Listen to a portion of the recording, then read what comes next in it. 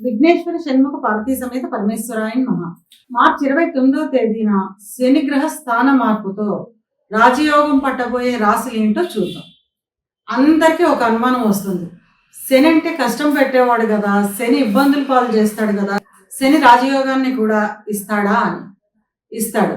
మనకి కష్టాలే కాదు, సుఖాలు రావాలన్నా, ఎవరికైనా వివాహం జరగాలన్నా, ఉద్యోగం రావాలన్నా, లేకపోతే సంతానం కలగాలన్నా, ఒక గృహ నిర్మాణం చేయాలన్నా కూడా అది శనే ఇవ్వాలి. శని అంటే కర్మకారకుడు. చెడ్డ కర్మకే కాదు ఆయన ఫలితాలు ఇచ్చేది, మంచి కర్మలకు కూడా ఆయన ఫలితాలు ఇస్తాడు. అలాగా గోచారంలో మన చంద్రరాశి నుంచి కొన్ని స్థానాల్లో సంచరించేటప్పుడు రాజయోగాన్ని ఇస్తాడు శని. ఇప్పుడు ఎవరికి ఇస్తాడో, ఏ 3 రాశులకి రాజయోగాన్ని ఇస్తాడో చూద్దాం. శని కుంభంలోంచి మీనంలోకి ప్రవేశించడం ద్వారా రాజయోగాన్ని ఇచ్చే మొదటి రాశి వృషభ రాశి. వృషభ రాశికి ఈ సంవత్సరం ఎలా ఉందంటే, మొత్తం 12 రాశుల పైన ఆధిపత్యం చెలాయించే రాశిగా వృషభ రాశిని చెప్పుకోవచ్చు. ఇటు శనే కాదు, రేపు మేలో గురు సంచారంతో, గురుస్థాన మార్పుతో కూడా కలిసి వచ్చేది వీళ్ళకి. కనుక వృషభ రాశి వారికి శని స్థాన మార్పుతోటి వృషభానికి లాభంలో సంచారం చేస్తున్నాడు అనమాట. మనం మామూలుగా రోజు సంకల్పంలో, మనం ఎవరైనా పూజలో సంకల్పం చెప్పుకునే అలవాటు ఉన్న వాళ్ళు ఎవరైనా చెప్పుకుంటూ ఉంటాం, అన్ని గ్రహాలు లాభస్థానంలో సంచరిస్తున్న ఫలితం రావాలి అని చెప్పి మనందరం కూడా సంకల్పంలో చెప్పుకుంటాం. ఆ విధంగా లాభంలో సంచరిస్తున్న శని వీళ్ళకి రాజయోగాన్ని, అదృష్టాన్ని ప్రసాదిస్తున్నాడు అనమాట. వీళ్ళకి ఎలాంటి ఫలితాలు ఉంటాయి అంటే, ఎప్పటి నుంచో సంతానం గురించి ఎదురు చూసే వాళ్ళకి సంతానం కలుగుతుంది. సంతానం విద్య లేదా ఉద్యోగంలో స్థిరపడాలి, వివాహం కలగాలి అనుకునే వాళ్ళకి సంతానానికి వివాహం కలగడం, సంతానానికి ఉద్యోగం రావడం, ఇలాగ సంతానానికి సంబంధించిన ఉన్నతి బాగుంటుంది. గృహ నిర్మాణం ఎవరు చేపట్టాలనుకున్నారో వాళ్ళు గృహ నిర్మాణాన్ని చేపడతారు.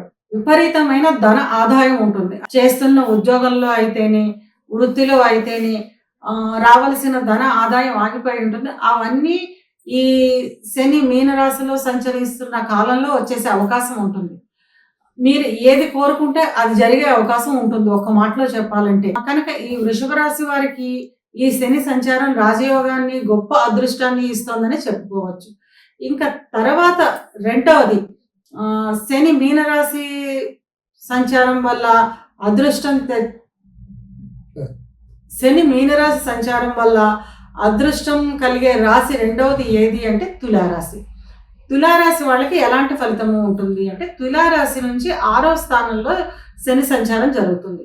ఈ తులారాశి వాళ్ళు ఖర్చులు మా కంట్రోల్లో లేవు, ఖర్చు అయిపోతుంది అని ఎవరైతే ఫీల్ అవుతున్నారో వీళ్ళందరికీ ఖర్చులు కంట్రోల్లోకి వస్తాయి ముందర. తర్వాత గృహ నిర్మాణం చేపట్టాలి, వాహనాలు కొనుక్కోవాలి అని చెప్పి లోన్ గురించి అప్లై చేసి లోన్లు ఇంకా శాంక్షన్ కాకుండా ఎవరైతే ఉన్నారో వాళ్ళకి ఈ శని స్థాన మార్పు వల్ల లోన్లు వెంటనే శాంక్షన్ అవ్వడము, గృహ నిర్మాణాలు చేపట్టడము, వాహనాలు కొనాలనుకునే వాళ్ళు వాహనాలు కొనడము, ఇలాంటివన్నీ జరుగుతాయి అన్నమాట. అనారోగ్యం చిన్న అనారోగ్యాలతో ఎవరైతే ఇబ్బంది పడుతున్నారో ఆ అనారోగ్యాలు అదుపులోకి వస్తాయి. ఇంకా వీళ్ళకి ముఖ్యంగా చెప్పేది ఏంటంటే, శత్రు బాధ. బంధువుల్లోనే చాలా మంది శత్రువులు ఏర్పడి ఉంటారు వీళ్ళకి ఈ మధ్య కాలంలో. ఈ శత్రువులందరూ మిత్రులుగా మారే అవకాశం ఉందన్నమాట. చాలా కాలంగా మాటలు లేకుండా దూరంగా ఉన్న బంధుమిత్రులు కూడా ఇప్పుడు మళ్ళీ బంధుత్వం ప్రదర్శించి దగ్గర అవ్వడం జరుగుతుంది. ఇంకా 3వ రాశి, శనిగ్రహ స్థాన మార్పుతోటి అదృష్టం పడిపోయే 3వ రాశి ఎవరు అంటే మకర రాశి. మకర రాశి వాళ్ళకైతే గత 7.5 సంవత్సరాలుగా ఉన్న ఇబ్బందులు అసలు మనం చెప్పక్కర్లేదు. చాలా రకాలుగా ఇబ్బందులు పడ్డారు వీళ్ళు. అయిన వాళ్ళ దగ్గరే మోసపోవడం. అంటే ఇప్పుడు ఉద్యోగస్తులకు వాళ్ళ కింద ఉద్యోగస్తులు, లేకపోతే వాళ్ళ తోటి ఉద్యోగస్తుల దగ్గరే మోసపోవడం, వ్యాపారస్తులకైతే కింద ఉద్యోగస్తుల దగ్గరే మోసపోవడం, బంధుమిత్రుల దగ్గర మోసపోవడం, ధన రూపేణ అనమాట. ధన రూపేణ అనేక విధాలుగా మోసాలు జరుగున్నాయి వీళ్ళకి. ఈ మోసాలన్నిటికీ చెక్ పెట్టే టైం అనమాట ఈ శనిగ్రహ స్థాన మార్పు. ఇవన్నీ మీ కంట్రోల్లోకి వస్తాయి. అంటే ఎవరెవరి వల్ల ఎలాంటి మోసాలు జరుగుతున్నాయి ఇవన్నీ తెలుసుకోగలుగుతారు. తర్వాత మీరు గృహ నిర్మాణం చేపట్టాలనుకుని వాయిదాలు వేసేవాళ్ళు, లేదా కోర్టు కేసులు ఎవరికైతే ఉన్నాయో అవన్నీ కూడా కోర్టు కేసులు మీకు అనుకూలంగా తీర్పు వచ్చేది, మీకు అనుకూలంగా జరిగే అవకాశం ఉంటుంది.